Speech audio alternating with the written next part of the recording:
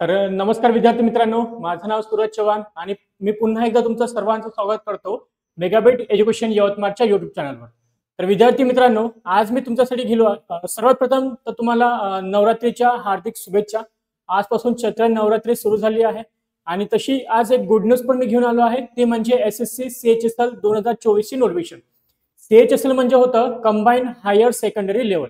12वी बेसिसवर तुम्ही स्टाफ सिलेक्शन कमिशनला अप्लाय करू शकता.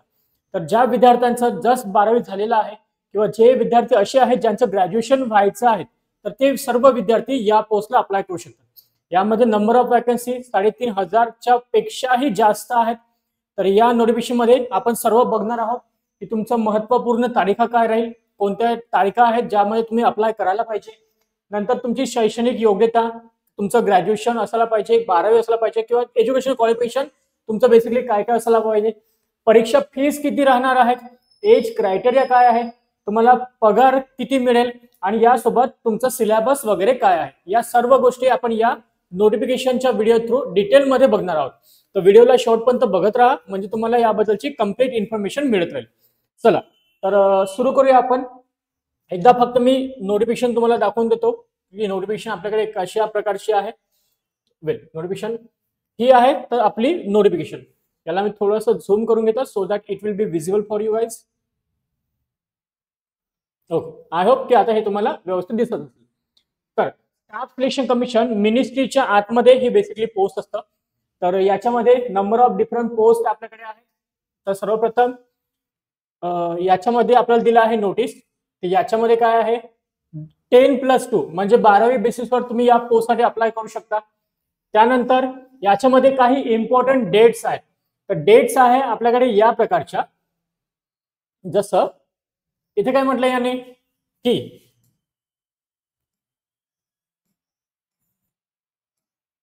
Just a second. ओके ठीक आहे. हा ओके, डेट्स काय आहेत तर 8/4/2024 पासून तुम्ही अप्लिकेशन सुरू झाले आहेत. 8/4/2024 पासून तुम्ही अप्लाय करू शकता. कधीपर्यंत तर 7 मे 2024 पर्यंत. 8 तारीख एप्रिल महिना पासून 7 मे पर्यंत तुम्ही या पोस्टला अप्लाय करू शकता. लास्ट डेट सुद्धा हेच आहे, 7/5/2024 आणि रात्रीचे 11 वाजेपर्यंतच आहे. रात्रीचे 11 वाजेपर्यंतच आहे. तर असं समजू नका की 12 वाजेपर्यंत म्हणजे 8 तारखेपर्यंत होईल असं नाही. रात्रीचे 11 पर्यंत त्यांनी दिलेला आहे. लास्ट डेट तुम्हाला फॉर्मची फीस भरण्याची लास्ट तारीख सुद्धा 8/5/2024 दिलेली आहे. त्यानंतर window for application form correction and online payment of correction charges. जर कोणाचा फॉर्म मध्येच पेमेंट फेल झाला किंवा त्यांना परत पेमेंट करायचं आहे किंवा कोणाला असं वाटलं की माझ्या फॉर्म मध्ये काही गडबड झाली आहे, काही चुकी झाली आहे, तर मला तो करेक्ट करायचा आहे, तर यासाठी तुम्हाला 2 दिवसाचा टाइम पिरियड दिला आहे. आणि तो 2 दिवसाचा टाइम पिरियड म्हणजे 10 आणि 11 मेला तुम्ही तुमचे करेक्शन करू शकता by log in to the same site.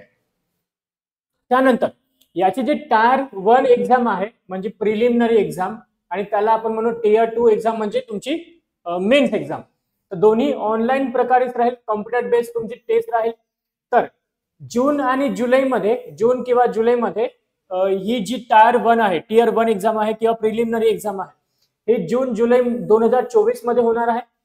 त्यानंतर based on the result of the first preliminary result तुम्हाला मेन्सचा नंतर इन्फॉर्म केला जाईल की ही मेन्स कधी होणार आहे, त्याबद्दलची इन्फॉर्मेशन तुम्हाला नंतर कळवण्यात येईल.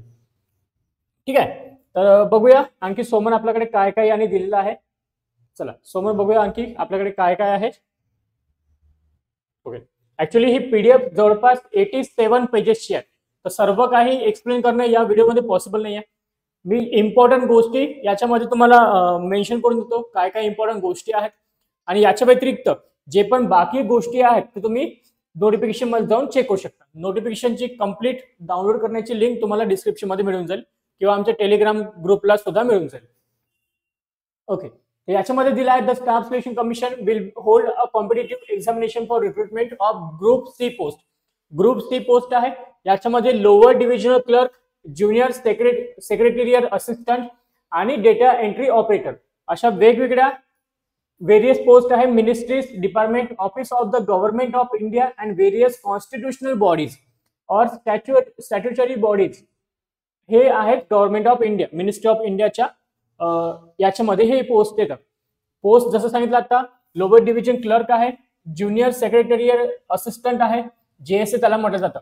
लेवल 2 नुसार तुम्हाला सॅलरी दिली जातं आणि याचा जो सॅलरी स्ट्रक्चर आहे हा आहे जवळपास 20,000 पासून 63,000, म्हणजे 22,000 पासून जवळपास 63,000 पर्यंतचा तुमचा जो आहे तो पे स्केल इथे दिलेला आहे. ठीक आहे. त्याच्यानंतर बघूया आणखी समोर आपल्याकडे काय आहे. सेकंड पोस्ट तुमची जी आहे ही आहे डेटा एंट्री ऑपरेटरची, आणि डेटा एंट्री ऑपरेटरसाठी जो सॅलरी स्ट्रक्चर तुम्हाला दिलेला आहे हा आहे जवळपास 25,000 पासून 81,000. लेवल 5 नुसार तुम्हाला हा सॅलरी स्ट्रक्चर ऑफर केला जाईल, लेवल 5 नुसार. ठीक आहे. आणि ओके, 25,500 ते 81,000 आणि 29,900 म्हणजे 92,000. जवळपास एवढा मोठा पगार, एवढा मोठा पे स्केल तुम्हाला SSC ऑफर करत आहे, तो पण 12वी बेसिसवर. ठीक आहे. त्याच्यानंतर तिसरी पोस्ट आहे आपल्याकडे data entry operator grade A. याचा जो सॅलरी स्ट्रक्चर आहे लेवल 4 नुसार तुम्हाला सॅलरी स्ट्रक्चर प्रोव्हाइड केला जाईल, आणि याचा जो पेमेंट आहे हा जवळपास पगार आहे 25,500 पासून 81,100. सगळे रिनॉमिनेशन ऍड करून, सगळे बेनिफिट्स ऍड करून हा जवळपास एवढा पगार तुम्हाला मिळू शकतो. त्यानंतर वॅकन्सीज, जे वॅकन्सीज इथे दिलेल्या आहेत टेंटेटिव्ह म्हटलं यांनी, जवळपास 3712 वॅकन्सीज याच्यामध्ये दिल्या आहेत, आणि याच्यामध्ये आणखी वॅकन्सीज ऍड होऊ शकतं असं यांनी सांगितलेलं सुद्धा आहे. ठीक आहे. म्हणजे जवळपास तरी 3700 वॅकन्सी खूप झाल्यात. त्यानंतर रिझर्वेशन आहेत बेस्ड ऑन द कास्टिझम किंवा कम्युनिटीज, त्याच्यानंतर काही रिझर्वेशन सुद्धा आहेत, ते सुद्धा आपल्याला बघता येईल. त्याच्यानंतर बघा, त्याच्यानंतर काही यांनी दिलं आहे जसं PWD कॅन्डिडेट आहे जे फिजिकली वीक आहे. ठीक आहे. त्यांच्यासाठी इथे हा टेबल दिला आहे की त्यांनी कोणत्या कोणत्या प्रकारचे ते हे राहू शकतात, अप्लाय करू शकतात, किंवा कोणते कोणते फिजिकली वीकर जे सेक्शन आहेत कोणते कोणते याच्यामध्ये चालेल. चला, हे तुम्ही कॅन्डिडेट याच्यामध्ये बघू शकता डिटेल नोटिफिकेशन मध्ये कोण कोण अप्लाय करू शकता. Indian candidate, Nepal candidate, Bhutan candidate हे सगळे इथं अप्लाय करू शकतात. याशिवाय काही असे जे पण आहेत जे भारतामधून कुठे बाहेरच्या कंट्रीमध्ये गेले, जसे Pakistan, Burma, Sri Lanka, east African countries of Kenya, a person of Indian origin who has migrated, भारतातले आहे बट ते कुठेतरी दुसऱ्या कंट्रीज मध्ये गेले, स्थायिक झालेत, तर ते सुद्धा इथे अप्लाय करू शकतात. पण त्यानुसार त्यांना काही डॉक्युमेंट्स असतात, ते डॉक्युमेंट व्हेरिफिकेशनच्या टाइमला त्यांना ते प्रोव्हाइड करावं लागतं. एज लिमिट तुम्हाला दिली आहे. एज लिमिट काय आहे तर 1 ऑगस्ट 2024. 1 ऑगस्ट 2024 ला तुमचं जे वय आहे हे 14/7. Okay, is dated 14/7. Age limit for the post is 18 to 27. इथे एज लिमिट जे दिले आहे विद्यार्थी मित्रांनो हे 18 वर्ष ते 27 वर्षाची एज लिमिट तुम्हाला दिली आहे. ठीक आहे. 18 वर्ष ते 27 वर्ष. Candidate born not before 2/8/2097. 1997 sorry 1997, 2 August 1997च्या अगोदर नसायला हवा, आणि 1 ऑगस्ट 2006च्या नंतर नसायला हवा. तर हे दोन्ही केसेस आपल्याकडे आहेत, अप्पर एज लिमिट आणि लोअर एज लिमिट. तर इथे 18 ते 27 वर्षाचे जे विद्यार्थी आहेत ते इथे अप्लाय करू शकतात. म्हणजे 30 वर्षे किंवा 27 वर्षे जे स्टुडंट आहेत जे प्रिपेअर करतात, तर तिथली कॉम्पिटिशन तुमची खतम झाली आहे. म्हणजे हे जे तुमच्या जवळपासचे आहेत किंवा बरोबरीचे आहेत तेच विद्यार्थी तुम्हाला कॉम्पिट करणार आहेत. तर ही सुद्धा एक चांगली गोष्ट आहे. नंतर गव्हर्नमेंट ऑफ इंडियाच्या रूल्स नुसार काही इथं एज रिलॅक्सेशन सुद्धा मिळतं. जसं SC आणि ST विद्यार्थ्यांसाठी 5 वर्षाचं रिलॅक्सेशन दिलेलं आहे. त्यानंतर OBC विद्यार्थ्यांना 3 वर्षाचं, PWD विद्यार्थ्यांना 10 वर्षाचं, PWD जे OBC मध्ये आहेत त्यांना 13 वर्षाचं, आणि PWD विद्यार्थी जे SC किंवा ST मधून बिलॉंग करतात त्यांना 15 वर्षाचं रिलॅक्सेशन इथे दिलेलं आहे, एज रिलॅक्सेशन इथे दिलेलं आहे. त्यानंतर जे एक्स सर्व्हिसमॅन आहेत यांना सुद्धा 3 वर्षाचं रिलॅक्सेशन दिलेलं आहे. असे वेगवेगळे रिलॅक्सेशन आहेत ते तुम्ही नोटिफिकेशन मध्ये चेक करू शकता. ठीक आहे. त्याच्यानंतर आणखी जर आपण बघितलं की इम्पॉर्टंट याच्यामध्ये काय काय आहेत, तर जसं मी तुम्हाला सांगितलं की PDF ही खूप मोठी आहे. 87 पेजेसची PDF आहे. सर्व काही एक्सप्लेन करणं हे पॉसिबल नाही, आणि सर्व काही तुमच्या कामाचं सुद्धा नाही. तर जे जे इम्पॉर्टंट गोष्टी आहेत ते मी तुम्हाला इथे एक्सप्लेन करून सांगतो. ओके, त्याच्यानंतर आहे एज्युकेशनल क्वालिफिकेशन. हा एक इम्पॉर्टंट त्याच्यामधला पॉइंट आहे. एज्युकेशनल क्वालिफिकेशन मध्ये तुम्हाला बघा, एज्युकेशनल क्वालिफिकेशन मध्ये यांनी काय म्हटलं आहे की 1 ऑगस्ट 2024 पर्यंत जे लोक, जे स्टुडंट डेटा एंट्री ऑपरेटर साठी अप्लाय करू इच्छितात, ठीक आहे, ग्रेड ए नुसार, तर त्यांचं 12वी पास ते असायला हवं. त्यांचं 12वीचं result in science stream with mathematics, 12वी त्यांचं पास असायला हवं, सायन्स स्ट्रीम मधून असायला हवं, आणि त्यांचा एक सब्जेक्ट जो आहे हा मॅथमॅटिक्स असायला पाहिजे. असे विद्यार्थी अप्लाय करू शकतात. त्याच्यानंतर जी सेकंड पोस्ट आहे एलडीसी किंवा JSA, JSA lower division clerk, आपण अगोदरच बघितलं, ठीक आहे. तर अशा विद्यार्थी हे सुद्धा candidate must have pass 12th standard, 12वी यांचं पास असायला हवं, ठीक आहे. इथे असं यांनी सांगितलं नाही आहे, या पोस्टला यांनी मेन्शन नाही केलं की सायन्सच असायला हवं. तुम्ही आर्ट, कॉमर्स, सायन्स कोणते पण विद्यार्थी असाल तरी तुम्ही या पोस्टला लोअर डिव्हिजन क्लर्कला अप्लाय करू शकता. फक्त डेटा एंट्री ऑपरेटर साठी तुमचं सायन्स असायला हवं, एक सब्जेक्ट तुमचा मॅथ असायला हवा. नंतर 12वी स्टँडर्ड और equivalent examination can also apply the candidate who have appeared in their 12वी स्टँडर्ड्स, जे आता सध्या 12वी मध्ये आहे पण त्यांचा रिझल्ट यायचा आहे, 12वीचा रिझल्ट आपल्याला माहिती आणखी आलेला नाही, तर ज्यांनी पेपर दिला आहे ते सुद्धा विद्यार्थी इथं अप्लाय करू शकतात. हवं सोबत त्यांनी म्हटलं आहे की they must process essential qualification on or before the cut off date 1 August 2024. तर 1 ऑगस्ट 2024 पर्यंत त्यांचा रिझल्ट आलेला असावा. म्हणजे ज्या लोकांचं 12वी नुकतंच झालेलं आहे, ज्यांनी नुकतंच पेपर दिलेला आहे आणि ते रिझल्ट साठी वेट करतायत, तर त्यांनी सुद्धा फॉर्म त्यांना भरता येतो, त्यांनी सुद्धा फॉर्म नक्कीच भरायला पाहिजे. म्हणजे त्यांना एक कॉम्पिटिटिव्हचं एक माहिती पडेल की एक्झाम कशी होते, कसे स्टुडंट येतात, काय प्रकारचं असतं, सिलेबस काय असतो, हे सर्व त्यांना आयडिया येऊन जाईल. समोर जाऊन त्यांना याचा बेनिफिट सुद्धा मिळेल. त्यानंतर काही अदर गाईडलाईन्स आहेत, त्याला आपण स्किप करूया. एज्युकेशनल क्वालिफिकेशन आपण बघितलं. त्यानंतर हाऊ टू अप्लायचा एक स्पेशल व्हिडिओ मी तुम्हाला दाखवून देईल किंवा प्रोव्हाइड करेल, कारण की त्याची सुद्धा एक मोठी प्रोसेस आहे. आणि हाऊ टू अप्लाय हे सुद्धा एक इम्पॉर्टंट गोष्ट याच्यामधली आहे, कारण की जर आपण एखादी सिले मिस्टेक केली तर तुमचा फॉर्म रिजेक्ट होऊ शकतो, तुमची प्रिपरेशन पूर्ण वाया जाऊ शकतं, ठीक आहे. या व्हिडिओसाठी तुम्हाला प्लेलिस्ट मध्ये याचा व्हिडिओ मिळून जाईल. ओके. त्याच्यानंतर काही गाईडलाईन्स आहेत. गाईडलाईन्स म्हणजे काय की तुमचं सिग्नेचर असायला हवं, तुमचा पासपोर्ट फोटोग्राफ असायला हवा, हे सर्व मी तुम्हाला एक स्पेशल व्हिडिओमध्ये सांगून देईल. ओके. त्यानंतर आहे अप्लिकेशन फीज. तर अप्लिकेशन फीज सुद्धा एक इम्पॉर्टंट आहे. बघा, अप्लिकेशन फीज इथे सांगितली आहे 100 रुपीज, फक्त 100 रुपये अप्लिकेशन फीज चार्ज करतं एसएससी. मग ते एमटीएस असो, सीएचएसएल असो किंवा सीजीएल असो. एमटीएस म्हणजे मल्टीटास्किंग स्टाफ, जे 10वी बेसिसवर निघतं. सीएचएसएल निघालेली आहे जे 12वी बेसिसला राहतं. आणि सीजीएल म्हणजे कंबाईन ग्रॅज्युएट लेवल, जी ग्रॅज्युएशन बेसिसला असतं. अशा 3 वॅकन्सीज प्रत्येक वर्षी एसएससी कडून निघल्या जातात.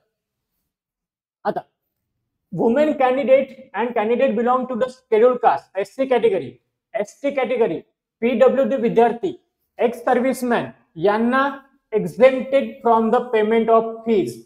म्हणजे जे एससी स्टुडंट आहेत, पीडब्ल्यूडी आहे किंवा एक्स सर्व्हिसमॅन आहेत, असे जे विद्यार्थी आहेत, पण असे विद्यार्थी कोणते, मेल नाही, फक्त फिमेल विद्यार्थी, यांना कोणतीच फी लागणार नाही. तर अशा विद्यार्थिनींनी नक्कीच फॉर्म भरायला पाहिजे, ठीक आहे. मग ते कोणत्या पण कास्ट मधून असो, कम्युनिटी मधून असो, त्यांना फीज नाही आहे तर त्यांनी नक्कीच फॉर्म भरायला पाहिजे. त्यानंतर fees can be paid online offline, हे फीज रिगार्डिंग आहे, ठीक आहे. ऑनलाईन फीची मी परत एकदा तुम्हाला सांगतो, ऑनलाईन फीज तुम्हाला 8/5/2024 पर्यंत भरायचं आहे, रात्रीचे 11 वाजेपर्यंत. त्यानंतर समोर बघूया, यांनी एक गाईडलाईन हे पण दिला की वन्स तुम्ही फीज जर पे केली तुम्हाला रिफंड वगैरे होणार नाही. Window for application form correction, जसं सुरुवातीला मी सांगितलं की तुम्हाला जर वाटत असेल की तुमचं काहीतरी करेक्शन तुम्हाला करायचं आहे, काही डिटेल्स तुमच्या चुकल्या आहेत, तर तुम्ही 10 ऑगस्ट आणि 11 ऑगस्टला ते तुम्ही करेक्शन करू शकता. त्यानंतर आणखी आपल्याकडे काय काय दिलं आहे याच्यामध्ये. ओके, सेंटर ऑफ एक्झामिनेशन, तर डिफरंट सेंटर्स आहेत, इथे खूप सारे स्टेट्स आहेत आणि प्रत्येक स्टेटमध्ये काही ना काही सिटीज आहेत जे तुम्ही सेंटर म्हणून वापरू शकता, ठीक आहे. त्याच्यानंतर हे तुम्हाला फॉर्म भरताना सुद्धा आयडिया येऊन जातं की सेंटर कोणते टाकायला पाहिजे. ओके, त्यानंतर मोस्ट इम्पॉर्टंट, सर्वात इम्पॉर्टंट पार्ट जो याच्यामधला आहे तो आहे तुमचा स्कीम ऑफ एक्झामिनेशन. एक्झामिनेशन कोणत्या प्रकारचे होईल, कसे होईल. तर कम्प्युटर बेस्ड टेस्ट आहे, ऑनलाईन मोड मध्ये पेपर होणार आहे. 2 याचे राऊंड्स होतील, 2 राऊंड्स मध्ये याचे तुमचे पेपर हा कंडक्ट केला जाईल. टियर 1 पेपर म्हणजे तुमची प्रिलिमिनरी एक्झाम आणि टियर 2 पेपर म्हणजे तुमची मेन्स एक्झाम. अशा 2 राऊंड मध्ये याचा पेपर तुमचा कंडक्ट केला जाईल. ठीक आहे. त्याच्यानंतर आता हे 2 राऊंडचा कशा प्रकारे होईल. Okay, scheme of tier 1 exam. Tier 1 exam मध्ये तुम्हाला काय काय सिलेबस आहे किंवा कोणत्या प्रकारचे क्वेश्चन तुम्हाला विचारले जाते. Tier 1 exam, scheme 1 exam. ठीक आहे. याच्यामध्ये काय आहे तुमच्याकडे, याच्यामध्ये तुमच्याकडे आहे इंग्लिश लँग्वेज. इंग्लिश लँग्वेज याच्यामध्ये आहे. टोटल 25 क्वेश्चन्स तुम्हाला इथे राहतील. 25 question, number of question, maximum marks. Okay, 25 question याच्यामध्ये आहेत. नंतर जनरल इंटेलिजन्सचे सुद्धा 25 आहेत. क्वांटिटेटिव्ह ऍप्टिट्यूड सुद्धा 25 आहे आणि जनरल अवेअरनेस सुद्धा 25 क्वेश्चन इथे मध्ये दिलेला आहे. टोटल 60 मिनिट आहे एक रेग्युलर स्टुडंटसाठी आणि 20 मिनिटं ऍडिशनली आहे पीडब्ल्यूडी विद्यार्थ्यांसाठी. तसे टोटल 100 क्वेश्चन याच्यामध्ये राहणार आहे आणि 200 मार्क्ससाठी पेपर आहे. तर प्रत्येक क्वेश्चन 2 मार्क्ससाठी राहील. याच्यामध्ये निगेटिव्ह मार्किंग सुद्धा आहे. निगेटिव्ह मार्किंग कोणत्या प्रकारची आहे ते सुद्धा आपण इथे बघूया. बघ, the tier 1 examination will consist of objective type multiple choice question. The question will be set in English, Hindi or and any other opted by the candidate. कोणत्या पण लँग्वेज मध्ये तुम्ही देऊ शकता, जे पण आपल्याला मेन्शन केलेले आहेत त्यामध्ये. आणि हे तुम्हाला अनेक्झर X16 मध्ये दिलेलं आहे, 60 मध्ये दिलेलं आहे. 0.5 प्रत्येक क्वेश्चन. बघा, टोटल 100 क्वेश्चन आहेत, 25 प्रत्येक सेशनला. मॅक्झिमम मार्क्स आहे 50, प्रत्येक क्वेश्चनला 2 मार्क्स.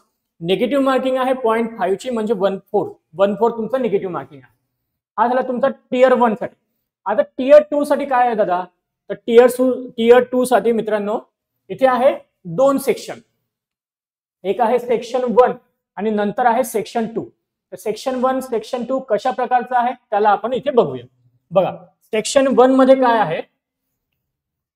सेक्शन 1 मध्ये आपल्याकडे इथे आहे, just a second guys. Okay, section 1 हा आहे सेक्शन 1. तर सेक्शन 1 आणि सेक्शन 2, सेक्शन 1 आणि सेक्शन 2 जे तुमची मेन्स एक्झाम आहे ती अशा 2 प्रकारे डिवाइड केलेली आहे. एक सेक्शन 1 आहे, एक सेक्शन 2 आहे. आता सेक्शन 1 मध्ये तुमच्याकडे आहे 2 मॉड्यूल. एक आहे मॉड्यूल 1 आणि मॉड्यूल 2. मॉड्यूल 1 मध्ये तुमच्याकडे आहे मॅथमॅटिकल ॲबिलिटीज म्हणजे क्वांटिटेटिव्ह ॲबिलिटीज आणि मॉड्यूल 2 मध्ये आहे तुमच्याकडे लॉजिकल रिझनिंग. असे 2 याच्यामध्ये मॉड्यूल दिलेले आहेत. याला तुम्हाला दिला आहे 30 आणि याला दिला आहे तुम्हाला 30 क्वेश्चन. दोन्ही मिळून तुमचे 60 क्वेश्चन होतात. प्रत्येक क्वेश्चन हा 3 मार्क्ससाठी आहे. 180 मार्क्सचा टोटल तुमचा पेपर राहील. ठीक आहे. आणि प्रत्येकासाठी 1 hour for each section. 1 hour for each section म्हणजे मॉड्यूल 1 जो आहे त्याच्यासाठी 1 तास, मॉड्यूल 2 साठी तुम्हाला 1 तास. ठीक आहे. या प्रकारचं हे तुमचं मेन्सचं आहे. त्याच्यानंतर जर आपण खाली गेलो त्याच्यामध्ये दिला आहे तुम्हाला सेक्शन 2. सेक्शन 2 मधलं परत मॉड्यूल 1 आणि मॉड्यूल 2. ठीक आहे. टोटल 2 तास 15 मिनिटाचा तुमचा पेपर होईल. 2 तास 15 मिनिटं म्हणजे बेसिकली हा जो सेक्शन 1 आहे याच्यामध्ये मॅथमेटिकल आणि रिझनिंग 30 क्वेश्चन याच्यासाठी तुम्हाला दिला आहे पूर्ण 1 तास. 60 क्वेश्चन 1 तास 180 मार्क्स. आणि याच्यामधला सेक्शन 2 जो आहे हा आहे तुमचा इंग्लिश लँग्वेज आणि जनरल अवेअरनेस. याला सुद्धा तुम्हाला दिला आहे पूर्ण 1 तास. 3 मार्क्सचा क्वेश्चन राहील. टोटल क्वेश्चन आहे तुमचे, टोटल मार्क्स आहे तुमचे 180. आता पण याला इथे 30 मार्क्ससाठी पेपर आहे. इथे थोडासा डिफरंट आहे. इंग्लिश तुमचं 40 मार्क्सचं राहील आणि जनरल अवेअरनेस तुमचं 20 मार्क्सचं राहील. या प्रकारे तुमचं 60 टोटल क्वेश्चन आहेत 180 मार्क्ससाठी. त्याच्यानंतर 15 मिनिटाचा जो तुमचा आहे तो आहे तुमचं computer knowledge module. Computer knowledge module हे आहे तुमचं 15 मिनिटासाठी. तसं मेन्सचा जो आहे हा तुमचा 2 तास 15 मिनिटाचा पूर्ण पेपर चालणार आहे. ठीक आहे. मेन्सचा पेपर 2 तास 15 मिनिटं तुमचा कंप्लीट चालेल.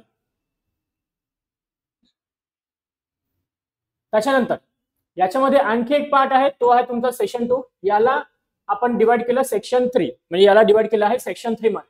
आता या सेक्शन 3 मध्ये तुमचं काय आहे, हे तर झाले तुमचे ऑब्जेक्टिव्ह, आणि याच्यामध्ये काय आहे, ऑब्जेक्टिव्ह म्हणजे कम्प्युटर बेस्ड टेस्ट, आणि याच्यामध्ये आहे तुमचं स्किल टेस्ट. स्किल टेस्ट मध्ये तुम्हाला एक टायपिंग टेस्ट राहणार आहे, ही याच्यामध्ये राहील.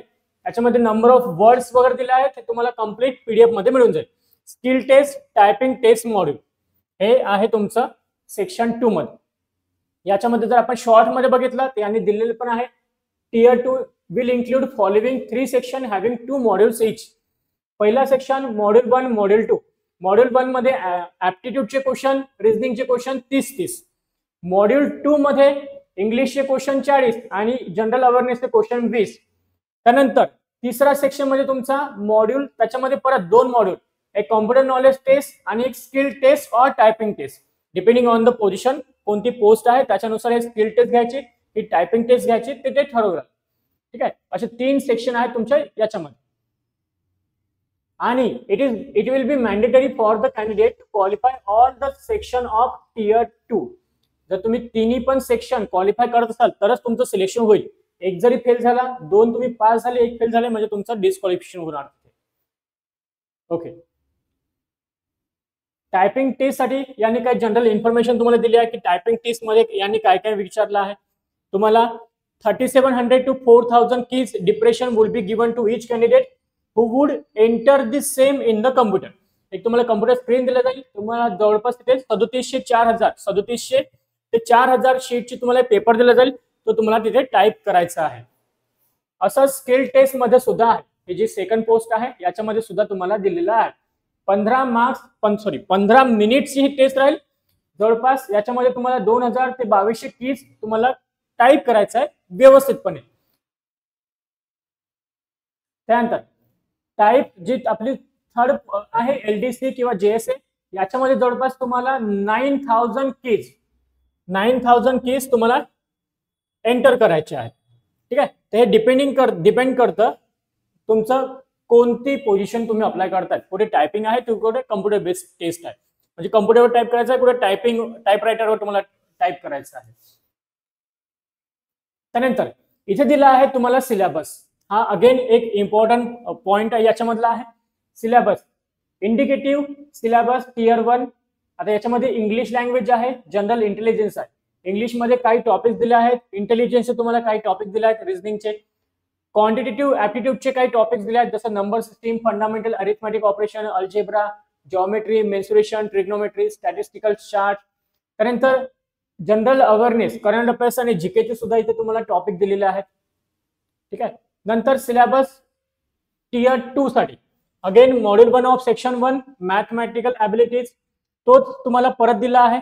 Algebra, geometry, mensuration, trigonometry, statistical. Section 2 मधला लॉजिकल रिझनिंग आणि जनरल इंटेलिजन्स हा टॉपिक परत दिला आहे. इंग्लिश लँग्वेजचा सिलेबस, जनरल अवेअरनेसचा सिलेबस. त्यानंतर कॉम्प्युटर बेसिक्स काय असला पाहिजे, computer basics, software working with the internet and emails, basic of networking and cyber security. कम्प्युटरचा सिलेबस तुम्हाला इथे दिलेला आहे. Admission to the examination. Okay, admission to the examination म्हणजे फॉर्म कसा भरायला पाहिजे ते बेसिकली याच्यामध्ये आहे. ठीक आहे, त्यानंतर तुम्हाला तुमचे फॉर्म भरताना काही डॉक्युमेंट्स कॅरी करावे लागतात, जसं आधार कार्ड किंवा print out of Aadhaar card, voter ID, driving licence, pan card किंवा पासपोर्ट, हे काहीतरी तुमच्याकडे असायला पाहिजे. याच्यावर आपण कंप्लीट एक व्हिडिओ घेऊया की फॉर्म कसा भरायला तुम्ही पाहिजे. डॉक्युमेंट व्हेरिफिकेशन च्या वेळेस तुम्हाला पूर्ण डॉक्युमेंट कॅरी करायचे आहेत, जे पण ओरिजिनल डॉक्युमेंट्स आहेत ते सर्व तुम्हाला कॅरी करायचे आहेत.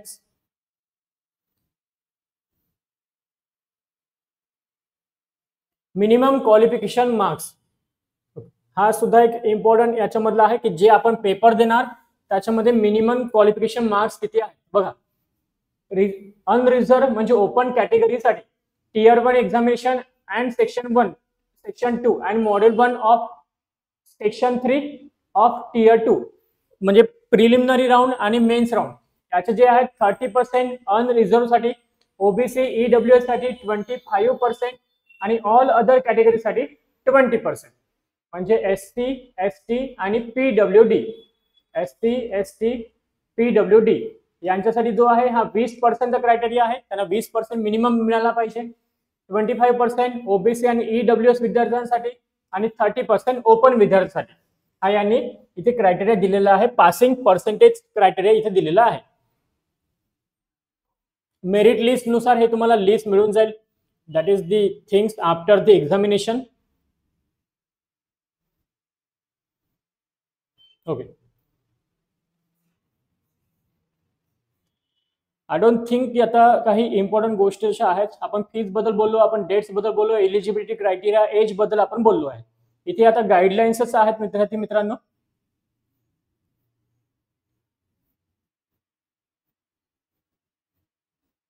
इथे सर्व गाईडलाईन्स आहेत. आय होप की तुम्हाला ही इन्फॉर्मेशन कळाली असेल. जर तुम्ही चॅनलला नवीन असाल, ओके, त्याच्या अगोदर याच्याबद्दलचा जो पण आणखी फॉर्म कसाला भरायला पाहिजे, कोणत्या कोणत्या डिटेल्स आपल्या हातात असायला पाहिजे, कोण कोण भरू शकतं ते तर मी तुम्हाला सांगितलंच आहे. तर जे पण तुमचे 12वीचे विद्यार्थी आहेत, तर आय रिक्वेस्ट जे पण आपले विद्यार्थी आहेत, मेगाबिटचे विद्यार्थी आहेत किंवा जे बाहेरचे विद्यार्थी आहेत, सर्वांनी हा फॉर्म भरायलाच पाहिजे. मुलींनी तर नक्कीच भरायला पाहिजे, कारण त्यांना फीज इथे नाही आहेत कोणत्याच प्रकारची. आणि मुलांना पण काळजी करायचं काम नाही आहे, कारण की 100 रुपये ओनली फीज आहे. 100 रुपये जिथे फीज आहे. ठीक आहे. तर याचा जो आणखी एक व्हिडिओ आहे ज्याच्यामध्ये तुम्ही कसा फॉर्म भरायला पाहिजे, आम्ही लवकरच घेऊन येऊ. तुम्हाला प्लेलिस्ट मध्ये तो व्हिडिओ सुद्धा मिळून जाईल. तर याच्या रिगार्डिंग आणखी काही तुम्हाला इन्फॉर्मेशन हवं असेल तर तुम्ही आमच्या टेलिग्राम ग्रुपला जॉईन करू शकता. ही कम्प्लीट PDF तुम्हाला आमच्या टेलिग्राम ग्रुपला मिळून जाईल. ठीक आहे. डिस्क्रिप्शन मध्ये तुम्हाला टेलिग्राम ग्रुप आहे, तिथून डिस्क्रिप्शन मधून तुम्ही टेलिग्राम ग्रुपची लिंक जॉईन करू शकता. त्यानंतर जर तुम्हाला आमच्या नवीन बॅचेस सुद्धा इथे सुरू होत आहे SSC साठी, जर तुम्हाला ती बॅच जॉईन करायची असेल,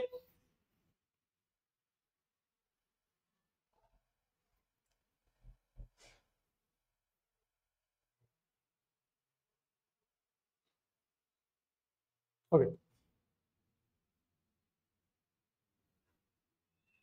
एक छोटीशी इन्फॉर्मेशन आहे रिगार्डिंग दी बॅच.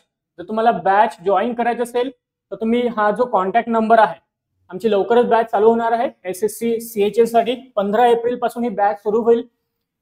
गुढीपाडवा आणि ईद निमित्त तुम्हाला 20% डिस्काउंट दिला जाईल. प्रत्येक सब्जेक्ट आपण कव्हर करूया. ऑनलाईन आणि ऑफलाईन मोड, तुम्ही यवतमाळमधून किंवा यवतमाळच्या बाहेर असाल तरी तुम्ही ऑनलाईन मोडमध्ये ही ही जी बॅच आहे ती अटेंड करू शकता. ठीक आहे. आणि तुम्हाला या ऑफिसला व्हिजिट करायचं आहे किंवा या नंबरला तुम्हाला कॉन्टॅक्ट करायचा आहे जर तुम्हाला बॅच जॉईन करायचं असेल तर. आणि ऍट द लास्ट मी एवढंच म्हणू इच्छितो की जे पण नवीन विद्यार्थी आहेत त्यांच्यापर्यंत हा व्हिडिओ नक्की शेअर करा. त्यांना सुद्धा कळू द्या की 12वी बेसिसवर सुद्धा आपल्याला अप्लाय करता येतं. ठीक आहे. तर आजसाठी एवढंच. आपण भेटूया आपल्या नवीन व्हिडिओमध्ये. Till then take care and bye bye. Thank you.